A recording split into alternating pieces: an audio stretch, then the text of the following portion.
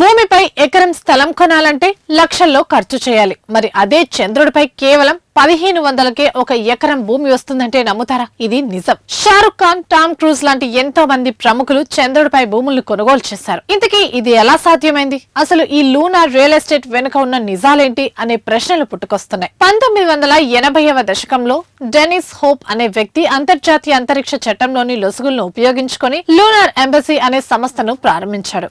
ఏ దేశము చంద్రుడిపై హక్కులు కోరకూడదని చట్టంలో ఉన్నప్పటికీ వ్యక్తులపై ఎలాంటి నిషేధం లేదనే వాదనతో ఈ విక్రయాలు మొదలు పెట్టాడు. ప్రదేశాన్ని బట్టి అక్కడ ఎకరం భూమి $20 నుంచి $40 అంటే మన భారతీయ కరెన్సీలో 1500 నుంచి 3400 వరకు పలుకుతోంది.